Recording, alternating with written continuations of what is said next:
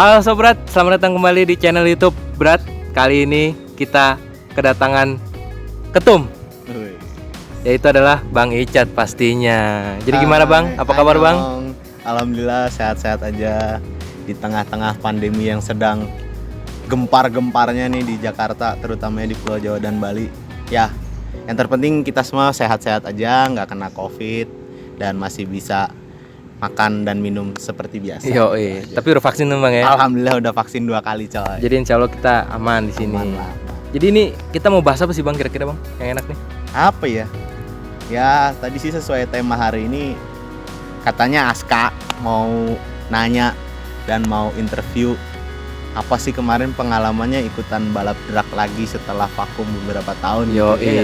Jadi kemarin Bang Icat ini sempat ikutan balap lagi, resmian pastinya karena kita Berat ini bukan kaleng-kaleng, bukan begitu Bang?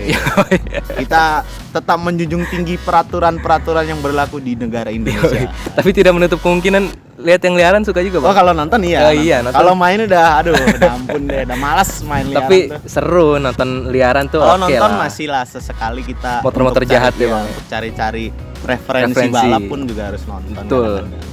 Jadi ini kenapa nih si hitam nih Mandalorian ada di sini Bang? Ya nggak tahu yang naruh tadi.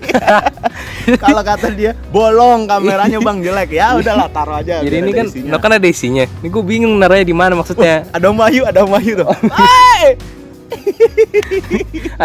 ada kolonel seru nih. Ada kolonel seru di jembatan nonton ini. Ya, jadi ada Om Wahyu di sana. Jadi balik lagi nih. Nih karena di sini tadi kelihatannya bolong, terus di kamera tuh kayak ganggu gitu. Kalau di sininya nggak ada kan, sananya ada motor lain gitu. Oke, jadi kebanyakan basa-basi nih di awal. Kita lanjut ke temanya ya Bang ya. Oke.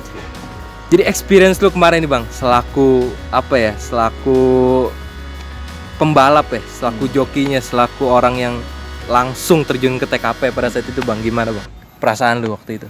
Ya kalau perasaannya sih jujur aja puas, karena emang sebenarnya dari kecil cita-citanya pengen jadi pembalap. Oh. Tapi karena satu dan lain hal, entah itu ekonomi, entah itu faktor yang lain-lain, susah lah kayaknya untuk menempuh cita-cita itu. Cuman alhamdulillah kemarin nggak tahu kenapa berkat kerja keras yang kuat, akhirnya ada rezekinya, ada kesempatannya, ada eventnya, makanya gue berusaha keras untuk bisa ikut walaupun seada-adanya gitu.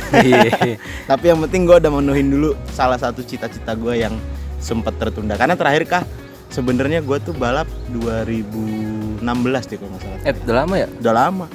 Udah vakum 5 tahun dari dunia balap. 16 itu ikut pakai Matic Mio 200cc tune up. Dan itu pun hasilnya kurang memuaskan karena di hari H motornya ada trouble di perkabelan. Jadi nggak tahu. Kita nggak ngecek secara detail, ternyata salah satu kabel pengapian tuh digigit tikus. Wah. Jadi giliran lagi digeber motornya di RPM tinggi, apinya berebet. Perkabelan krusial juga Bang ya? Krusial perkabelan. Dan gue udah vakum 5 tahun bener-bener nggak main motor tuh, maksudnya nggak modif-modif yang gila-gilaan. Ya sekedar kalau ada yang pengen atau ada yang butuh baru gue ngerjain motor. Tapi kalau dulu tuh bener-bener gue emang suka ikut liaran dulu. Nah ini sekalian insight ya. Yoi. Maksudnya sekalian gue mau curhat gitu. Kenapa akhirnya gue 2016 sampai sekarang memutuskan untuk ikut balap resmi doang. Nah jeleknya di Indonesia balap liar itu nggak pernah adil. Kenapa Bang? Nah lucu kan kenapa gue bilang nggak pernah adil? Karena kalau lu lihat, coba deh lu cari video-video balap liar di Indonesia, itu nyetarnya nggak pernah ada yang beres. Ada yang duluan. Iya. Setar motor main 2 motor itu bisa 2 jam baru lepas setarnya. Bener-bener dihitung itu udah lepas star dan dihitung itu balapannya. Itu bisa 2 jam. 1, 2 yang satu jalan duluan, mundur. Ntar yang satu mundur. Ntar yang satu jalan, yang satu ngopi. Ntar mau jalan dibubarin polisi. Kan gak kelar-kelar main balap liar tuh udah ntar gitu. Pinggirannya belum nutup. Nah pinggiran belum nutup. Tengahan juga katanya ngutang. Gak kelar-kelar akhirnya balap liar itu. Di samping itu ya, tapi utamanya sih yang gue paling sebel itunya sih adilnya, maksudnya jadi kesannya kayak lu tuh balapan fair ya? Nggak fair. Oh kalau liaran iya. Jadi kesannya kayak ya lu hoki-hokian aja. Yang bisa nyolong setar dia yang menang. Iya. Akhirnya kan nggak kelihatan skill motornya, pertama mumpunin apa enggak untuk menang, kedua jokinya juga jadi nggak kelihatan. Ditambah sekarang Di Indonesia itu kalau liaran pakai helm itu cemen bro. Itu yang aneh, logikanya nggak ada, otaknya nggak tahu ditaruh mana. Menurut gue sih itu nggak bagus banget lah. Sedangkan namanya balap, mau motornya pelan kek, mau motornya kenceng kek, tetap aja kita berkendara di jalan raya yang kita nggak tahu kondisi jalannya kayak gimana. Terus mereka nggak pakai helm, pakainya sendal jepit, kadang celana pendekan. Makanya banyak yang mati kan joki-joki balap di liaran karena tadi Baik resikonya juga bang ya. resikonya tuh nggak pernah dihitung dan taruhannya nggak seberapa bos, sama nyawanya. Dulu gue pernah kah ke Mabes itu, Mangga Besar yang di Pejaten, ditawarin main bang, ayo main bang, berapa? 200.000. Ya Allah. Beli bensin aja 200.000 kagak nutup motor nutup, kita, iya. kan? Belum lagi kalau kenapa-napa. Nah iya, bensol itu seliter 90.000, 200.000 nutup bensin aja enggak.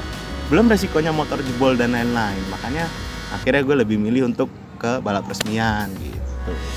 Udah kebukti ya, kita lihat juga jalanannya kayak gimana, terang, terus aman lah Terus istilahnya. juga diiringi dengan persyaratan dari panitianya yang harus wajib full gear, harus ada helm, harus ada sarung tangan. Kayak kemarinnya kita ke sono, jadi sepatunya tuh ada yang pendek gitu guys, kayak wakai kali bang ya, sepatu pendek gitu deh, disuruh cabut karena ya panitianya suruh ganti, karena tidak memenuhi standar. Iya benar.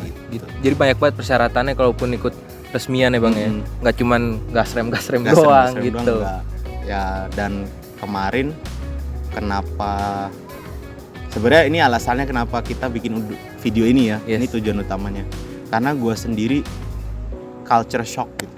Kaget ngelihat budaya balap sekarang yang sebenarnya gue cuma ninggalin 5 tahun lah kan, gue ninggalin istilahnya vakum cuma 5 tahun. Dulu itu 2016 gue sempet mau ngebangun motor matic injeksi. Tadinya untuk ikut drag bike. Tapi mekanik gue, ini mekanik gue yang ngomong, bos janganlah bikin injeksi karena satu mahal, kedua nyetingnya susah, dan ketiga di mana-mana enakan karbu bos butaannya. Itu yang disampaikan mekanik gua tahun 2016. Tapi kemarin dan gua ikut event Bodisa itu, motor-motor yang menang semuanya adalah motor injeksi. Dan mereka tuh juga total-totalan bikinnya kak, ecu racing, start limiter, terus juga pakai power up, main macem-macem lah itu perlengkapannya yang gua aja ngitung. Kalau gua hitung itunya doang ya, itu main-mainan kecilnya doang tuh dari ecu dan lain-lain, itu udah 20 juta sendiri gitu. Ngelebihin harga motor. Iya, wah gua tuh udah sampai kaget gila. Ternyata alhamdulillah di Indonesia sekarang drag bike perkembangannya cepet banget, maju banget, dan para nggak cuman dari engine builder tapi dari si jokinya sendiri pun sudah mau menerima kemajuan teknologi. Itu sih yang benar-benar buat gua bikin kaget sih di situ. Iya. Jadi kemarin gue juga lihat nih, wah apalagi nonton 2 tak tuh kayaknya gue menggebu-gebu gitu. Kalau nonton 2 tak tuh serunya bukan main. Makanya kemarin begitu 2 tak nih, nonton harus gitu, nonton daripada nonton cuman Matic atau Vespa gitu. Kalau menurut gue udah biasa kan. Pas 2 tak tuh ambience-nya beda lah pokoknya, keren lah di sana. Terus ada lagi bang yang pengen lu sampein bang. Jadi kemarin motor lu kenapa nih bang? Gue nanyanya kenapa aja deh. Kenapa nggak masuk bang? Aduh, ini kebetulan Aska ini hari H, alhamdulillah datang nolongin gue untuk bantu dokumentasi lah, video segala macem. Alhamdulillah dia datang. Nah hari H itu nih motor sebenarnya berkendala nih. Jadi waktu nyervis di bengkel, itu mekaniknya udah ngasih tau gue, bang, ini rumah kelahar velg yang belakang udah kena. Ini sementara saya ganjel aja ya pakai kain, soalnya udah nggak cukup waktunya lah itu. Kalau mau dibawa ke tukang bubut nggak cukup waktunya, uangnya juga nggak cukup. Tinggal besok ya. Ya jadi kemarin cuman, udahlah modal bismillah aja. Akalin. Terus waktu kita OTW ke TKP dari Pondok Labu, di tengah jalan, Aska udah ngingetin, udah nanya, bang, kok itu velg lo kayak goyang-goyang gitu kata Aska. Gue dari belakang velgnya begini-begini guys. Gue ngeri-ngeri sedap juga kan lihat. Ya jawaban gue cuma satu, bismillah. Cuma bisa itu aja. Nah akhirnya waktu sesi latihan pun itu udah kerasa banget emang sih. Waktu start tuh motor kayak goyang dan mau ngangkat terus kan, karena emang belakangnya velgnya nggak rigid gitu, emang udah ngoblak. Ya sepanjang event gue cuma bisa bismillah. Terus waktu ikut kelas yang mereka 10 detik, motor udah di alon-alon asal kelakon, taunya kekencengan masih dapetnya 9,8. 9,8. Dan waktu nyetar 10 detik itu tuh Iya. Kak, kerasa itu bener-bener rumah Kelahar hancurnya di situ. Itu kerasa banget. Yang terakhir berarti ya? Iya, yang pas nyetar itu dead loh. Kok rasanya geol gitu belakangnya. Ya udahlah nggak apa-apa. Giliran di bracket 9 detik, bener dia udah hancur parah. Udah nggak bisa lah istilahnya velgnya buat nolong. Udah nggak dapet lagi buat nyampe 9 detik ya. 9 detik udah nggak dapet. nggak nolong. Nah, gue pengen tahu nih bang, kan gue cuman merhatiin atau cuman bisa foto nih dari luar kemarin, dari luar pagar gitu kan. Sementara nih Bang Icat, kita bahasnya yang sebelum masuk ke bracketnya ya bang ya, Iya, yang pas lu test ride dulu di itu ya, di di lintasannya ya. Nah, ketika lu di situ bang berkerumun dengan motor-motor lain nih yang proper lah istilahnya, modifannya gila-gilaan, terus speknya juga gila-gilaan. Itu lu perasaan lu ketika di tengah-tengah kepadatan duit itu apa sih bang yang lu rasain bang? Aduh, kalau boleh jujur ya, minder, serius. Impresi pertama gue waktu lagi latihan, pas lagi ngantri mau latihan itu, kan ya semuanya latihan dong, ikut dong, pasti dong turun. Dan di hari yang sama itu gue barengannya sama kelas bebek 200cc slip engine, yang itu udah pasti ya kalau di drag bike head on lah, udah kelas atas, terus belum herek FFA, aduh itu juga gila-gila motornya. Terus sekarang ada lagi Vespa FFA, wah itu juga Vespanya ya Allah. Yang putih itu bang. Yang putih itu, aduh gahar banget. Jadi giliran ngantri start. Dan ini ada lagi cerita lucunya juga. Jadi kalau drag itu biasanya mereka rata-rata kalau nggak pakai bensinnya pesawat, itu mereka pakai VP. Oh, VP itu bensin balap. Oh, khusus lagi bang khusus, ya, beda khusus lagi. untuk balap, VP itu khusus untuk balap. Dan itu harganya juga gila-gilaan. Seliternya bisa sekitar 100.000, 120.000 untuk 1 liter. Seliternya itu? Iya itu seliter 120 ribuan deh kalau nggak salah, terakhir tuh gue nanya-nanya. Sedangkan gue sendiri pakai Pertamax turbo. bawa dirigen isinya Pertamax turbo gue doang, bensinnya warna merah. Taruh di deck doang bang. Di deck ya Beat. Aduh. Habis itu masih ada sisa nih bang. Iya. Bagi-bagi dah. Opernya kemarin. Yang bensinnya kurang bagi-bagi dah tuh. Dari Cicangkal bensin tiris kan. Masih ada di dirigen itu kan. Udah tuang aja kemarin. Seru dah pokoknya. Terus, nah minusnya kalau lo pakai bensol atau VP itu asap atau emisi yang keluar dari knalpot motor itu pedes Kak. Iya sepet ya. Iya sepet di mata tuh nggak enak, wanginya menyengat. Pokoknya menyiksa diri lah. Itu oke kalau 1-2 motor. Tapi nanti lu lihat videonya. Waktu gua ngantri latihan, itu ada 12 motor ngumpul dan semuanya nyala, udah berisiknya nggak karuan. Wangi-wangi bensol itu kecium. Nah gua sendiri nangis. Mata gua nggak kuat. Itu posisi helm gua tutup ya kacanya. Itu gua nangis dia. Wah ini kok perih banget, gua bilang gitu. Terus kebetulan di depan gua waktu yang latihan gua kedua tuh, di depan gua ada joki bebek FFA, bebek 200cc slip engine, sorry. Itu dia di depan kanan gua sampai iseng nanya, gua senggol, boy. Terus dia nengok, gua kayak gini doang nunjukin mata, gitu, megang mata. Terus dia bilang, terus dia langsung gini juga. Oh ternyata joki profesional juga masih nggak kuat dengan asap-asap itu. Mukanya begitu juga bang ya ternyata. Sama dia juga kasih tahu sama ngucek mata gitu. Aduh, gua kira gua doang gitu karena gua kan udah lama gak main kali ya, mata gua nggak biasa. Padahal asap motor sendiri bang. Apa? Asap motor sendiri padahal. Iya. Bukan asap motor orang lain, karena motor dia sendiri. Aduh dia juga pedesan ya Allah gue. Dan yang bikin minder lagi, ini kan motor gue ini waktu kemarin ikut balap kondisinya begini nih. Dari balap sampai sekarang nggak ada yang dirubah ya. Pokoknya begini dah. Pokoknya begini dah. Persis begini. Speedometer nyala, lampu nyala, nggak ada yang dicopot. Dan chassisnya kan posisinya standar ya. Jadi giliran gue ngantri start kan, itu yang lain, musuh-musuh yang lain atau pembalap-pembalapnya itu posisi kepalanya di pundak gue. Pendek-pendek Karena kan kalau emang buat drag itu motor di setel pendek kan, ceper untuk nyari grip biar motor nggak ngangkat. Jadi semua dipendek-pendekin. Giliran di start gue doang paling tinggi, yang lain di sini gua ya Allah.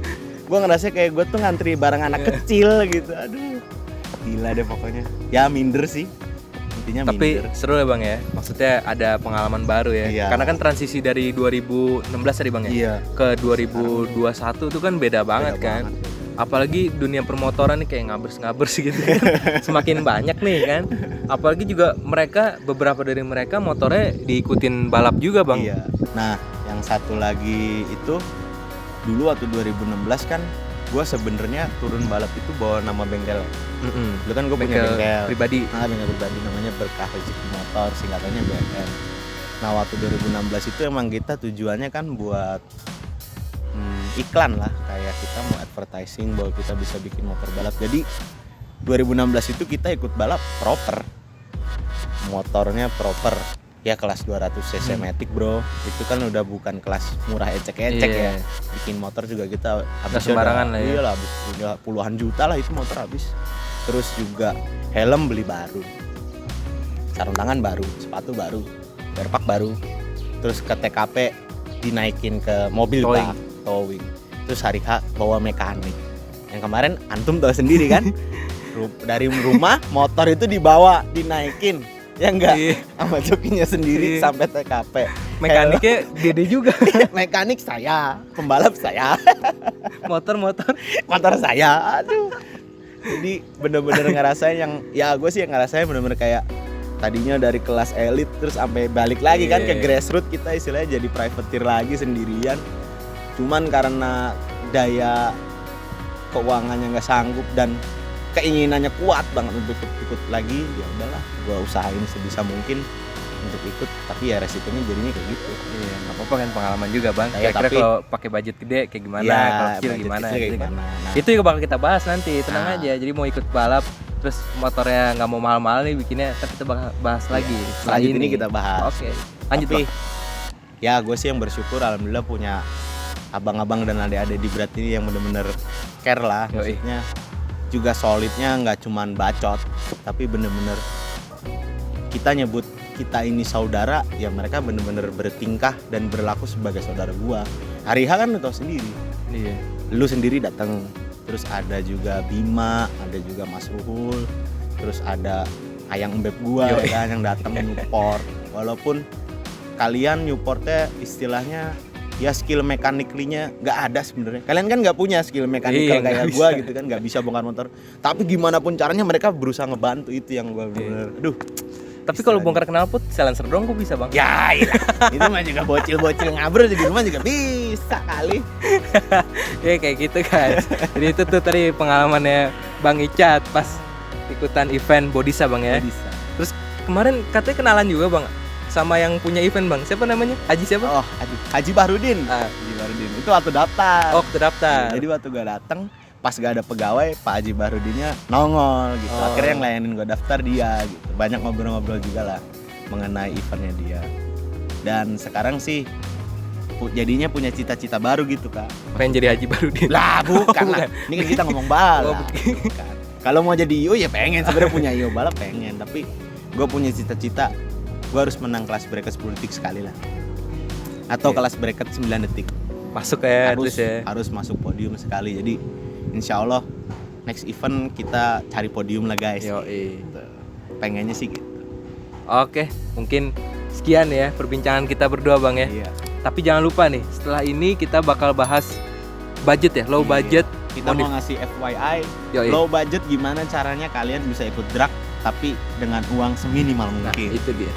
Tapi ya itu tadi ada minusnya. Kayak gitulah pokoknya. Tapi kan yang penting bisa ikut gitu pada itu intinya. Dulu experience-nya dulu, Bro. Ya, pengalaman itu adalah segalanya. Jadi bagi kalian yang sama nih kriteria kayak Bang Icat, modalnya belum terlalu banyak, tapi pengen ikutan juga nih atau rasa keingin ikutannya tuh menggebu-gebu gitu ya, bisa dicontoh di video selanjutnya. Oke? Stay tune terus di channel YouTube Berat. Thank you so Berat. Thank you for watching and goodbye.